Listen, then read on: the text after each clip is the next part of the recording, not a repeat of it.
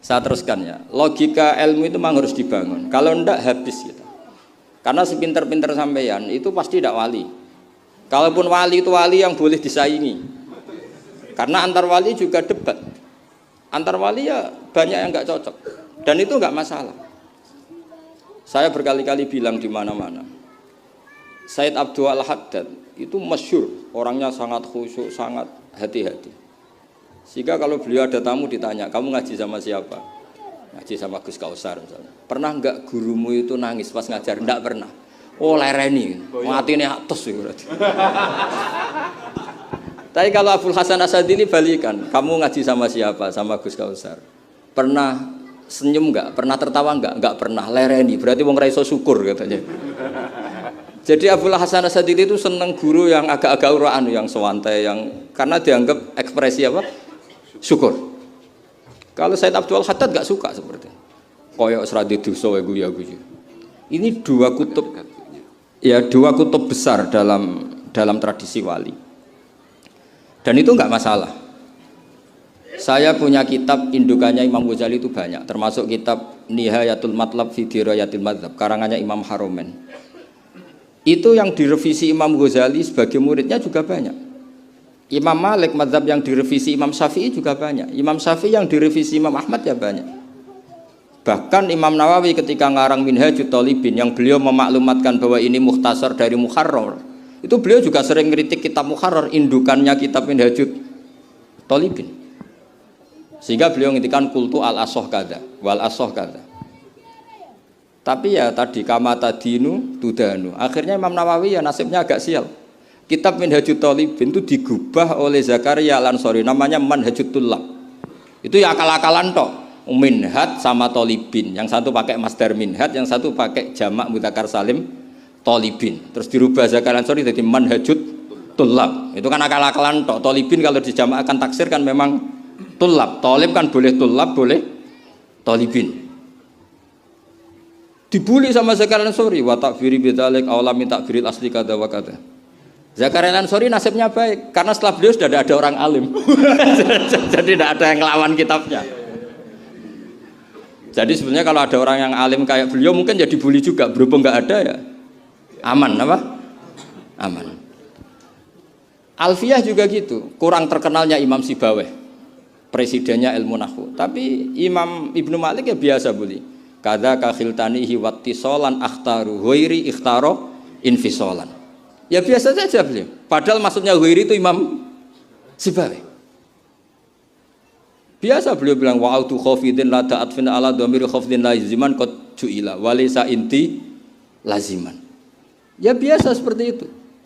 Jadi kalau menurut beliau marartu bihi wa bi zaidin, tapi cara orang lain marartu bihi wa zaidin ya boleh. Wa'autu khafidin la ta'atfin ala dhamiri khafidin laziman qad ju'ila, berarti marartu bihi wa bi zaidin. Tapi cara Ibnu Malik boleh marartu bihi wa zaidin, tidak usah mengulang al-jar, huruf jar. Itu biasa dalam tradisi ilmu, jadi senior digugat junior biasa. Tapi insya Allah bukan karena kayak Fasul Masail di sini, itu pasti karena ta'anut itu tadi. Kita wis di pendapat kok kalah kan isin, terus noes, sawur-awuran sidik. Lah nanti musokhai bendarani bijak muni mauquf. Aslinya campur raiso niku. Wis hafal ya. Karena saya jadi musokhai berkali-kali, jadi saya bingung wis muni mauquf. Dan ini tidak ngeritik, ini fakta. Jadi sama tidak usah tersinggung. Tersinggung malah beneran orang udang meneh. Wong kula niku diundang mriki pun mboten pati ikhlas gara-gara sesuk kula teng Sedang. Gara-gara jual nama Gus Kausar. Waduh. Sekolah nu pengapesan ya pernah apalagi kemarin ya sering lah saya ketemu beliau di Mbah Jamil. Kalau di sana menang saya karena saya Sohibul Bait. Pernah callnya Mbah Hamid, mertua beliau yang isi saya. Beliau mustame'. Ini takdir karma tadi. Itu bisa diviralkan. Gus Bak ngaji Ihya sama Gus Kausar. Itu alhamdulillah ya. Itu nggak tahu saya itu musibah apa rahmat. Tipis. Nggak apa-apa lah, saya nikmati betul, saya nikmati. Santai mawon, ini urusan ilmu. Kenapa ilmu itu harus digugat? Karena selain masalah usuluddin, ya selain masalah usuluddin dan hal-hal yang mujma' alaih atau muttafaq alaih dalam fikih itu memang potensinya tidak. Asal yang gugat orang alim loh ya, jangan sekedar dosen ora iso ngaji nek dosen. Mesti dosen tertentu ora iso ngaji, oh iku ora istihad iku ngawur sini. Istihad itu harus orang alim. Alim itu apal Quran, apal ribuan hadis, apal kutubus sittah, terus khatam Ihya. Maksudnya khatam dari awal ngaji sampai akhir. Apa melu khataman nih? Ini khataman namanya bukan khatam Ihya. Wah itu jelas. Lo ora percaya tak tes. Ayo ini khataman apa khatam? Oh, langsung khataman. Ayo. Tak tes betul. Saya sinau Ihya itu pernah ngaji sama Mbah Mun, pernah tak manani pakai pikiran saya sendiri. Terus tak ulang lagi tak manani pakai pikirannya Said Zabidi kitab Ithaf. Dan kita punya sanad dengan Ithaf itu dekat sekali. Ya sama, saya jenengan sama. Karena misalnya saya, Mbah Mun, Mbah Zubair, Ki Fakih Mas Kumambang, Mbah Mahfud Termas, Ki Mahfud, Ki Abdullah, Ki Abdul Manan. Abdul Manan yang mbahnya Mbah Mahfud itu mulazim sama Said Zabidi, Sohibul Ithaf. Namanya Said Murtado Az-Zabidi. Jadi sanad kita dengan beliau itu dekat sekali. Ya tentu saja misalnya, ya sama lah sanad saya Peloso Lirboyo kan sama. Sebagian tetap lewat Mbah Hasyim. Biasanya nak syarat jalan pintas lewat Syekh Yasin bin Isa Al-Fadani. Tapi itu ijazah amah. Sebetulnya keren sanad mulazamah yang ngaji min awali hatta akhiri. Kalau ketemu beliau kan musim haji, ajastukum qabilna. Repot. Ya itu ya bagus lah untuk ijazah, tapi terus ngaji kitab popo. Kadang memalukan gini. Misalnya di pondok ngaji mbek Ustadz Iqbal Jurumiyah, Imriti sama Ustadz Nasor Imriti. Bareng kenal Syekh Yasin bin Isa, mosok Jurumiyah ngajine mbek Syekh Yasin, nek sakake Syekh Yasin. Sanatem Jurumiyah konti, kok Syekh Yasin. Kebayang enggak Syekh Yasin maca Jurumiyah? Mergo apa ngaku muni sanate ning ndi? Ning Ustadz Iqbal. Ustadz Iqbal saiki alumni pondok ngojek. Sing murid dadi kiai. Yang muridnya dadi kiai kan isin nak sanate tok Ustadz Iqbal karena jadi ustadz zaman di pondok pulang sudah ada jadi. Menurut saya itu keangkuhan, harus kita sebut. Saya dulu ngajinya sama Ustadz Iqbal. Meskipun sekarang sudah ada ustadz, tapi ngajinya sama Ustadz Iqbal. Karena langsung bilang saya Yasin. Yang percaya siapa? Kebayang nggak saya Yasin ngorek Jurumiyah? Nggak kebayang nggak saya Yasin?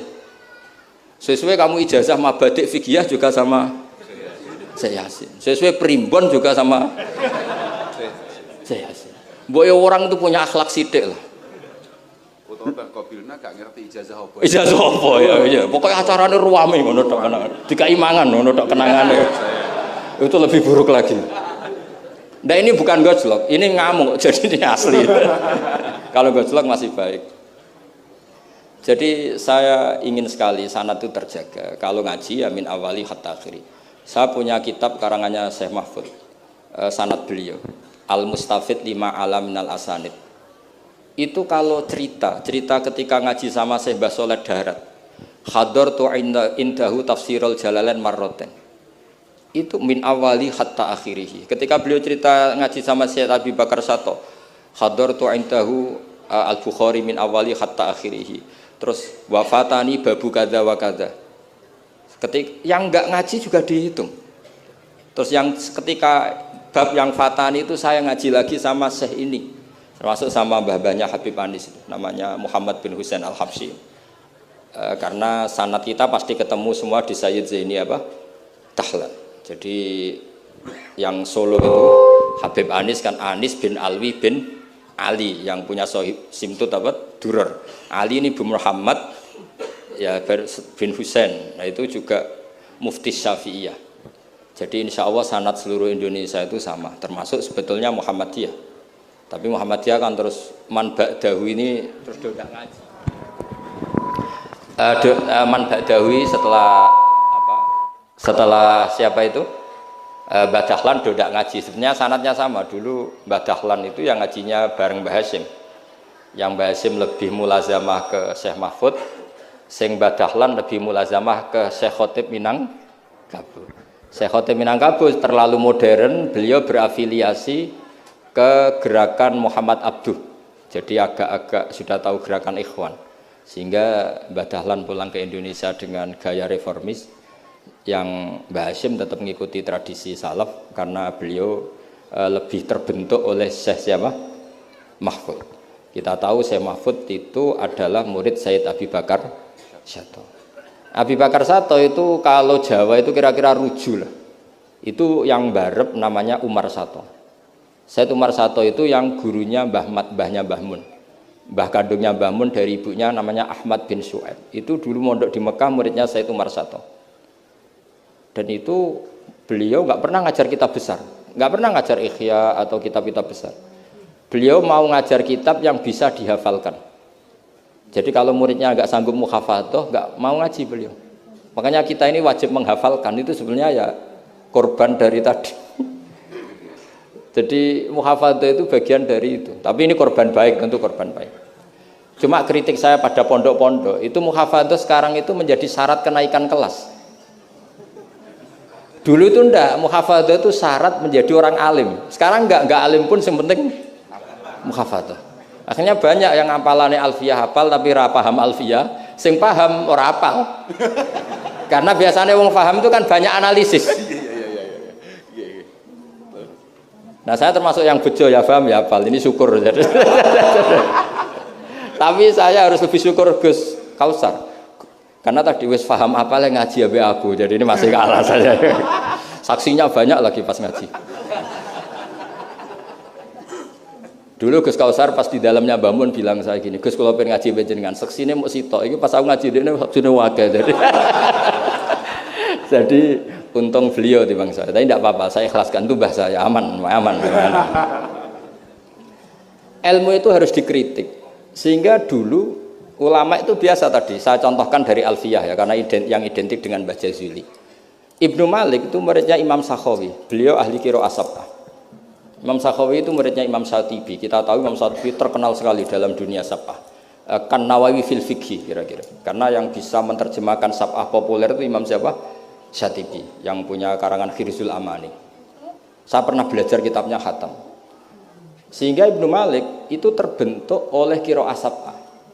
Sehingga kalau beliau mengatakan fin nazmi wan nasri sahihi musbata, teori saya itu bisa dibuktikan baik dalam syair, maksudnya nazam di situ adalah syair, wan nasri sahih. Nasri sahih artinya qiraatu Abi Amrin. Karena qiraatu Ibnu Amrin itu mengatakan wattaqullahalladzi tasaaluna bihi wal arhami. Kalau dibaca wal arhami artinya ada maktuf pada maktuf alih dhamir majrur min ghairi i'adatil jari, yaitu wal arhami diatafkan pada bihi tanpa mengulang huruf jar. Tapi jumhur tentu lebih keren karena jumhur ngikuti qiraah masyhurah wattaqullahalladzi tasaaluna bi wal arhama. Jadi jumhur memang bacanya wal arhama diatafkan ke Allah, bukan diatafkan ke bihi. Ketika Ibnu Malik mengatakan fin nazmi, saya tuh nggak pernah terencana mau ngomong ini gara-gara ini mau bully Gus Kausar ini tadi. Maksudnya mau bully tadi, dulu guru-guru kita pindah pondok ke Pelosok karena kepengen alfiyahnya Mbah Jazuli. Itu harus terjadi lagi era cucu-cucunya, jangan sebaliknya. Ya siap demo ya. Gak wani nah santri Pelosok mesti. Walat. Nah ini ngeritik yang membangun. Jadi Ibnu Malik karena cucu murid sama Imam Syatibi itu dia ahli qiraah sab'ah. Sehingga bacaan-bacaan di sab'ah itu yang menjadi dalil beliau ketika punya rumus nahwu. Termasuk beliau meyakini bahwa seperti itu ada, yaitu fin nazmi wan nasri sahih. Maksudnya nasrah itu qiraatu Abi Amrin atau ba'dul qurra sab'ah membaca apa? Wattaqullahalladzi tasaaluna bihi wal arhami, bukan wal arhama dalam qiraah itu. Sehingga sebetulnya kalau bicara sanad itu tidak ada ilmu yang asing. Ya tadi karena bapak saya hafid, bapak saya ini teman abahnya ini. Bapak saya dulu akrab sama Gus Mek, Gus Dah. Beberapa kali putranya Gus Dah lahir itu yang semaan bapak saya. Bapak saya itu hafal Quran. Makanya saya ketiban barokah beliau, saya juga ngapalkan Quran mulai kecil. Terus saya sambil ngaji di sarang, jadi saya termasuk wong bejo. Jadi ngaji fikihnya di sarang, terus saya punya tradisi keluarga Quran karena buyut-buyut saya dari ibu itu semuanya keluarga Quran. Yang dari bapak itu keluarga ahli tirakat. Jadi cara kalau daftar wali insya Allah cepet. Karena mbah saya dari bapak itu tidak pernah keluar dari kamar. Jadi kayaknya cepet lah kira-kira gitu. Gambar lah. Iya, jadi saya ini daftar wali ya gampang, daftar ulama ya gampang. Kalau daftar orang goblok tidak daftar sudah jadi. Itu lebih gampang lagi gitu. Lebih gampang lagi.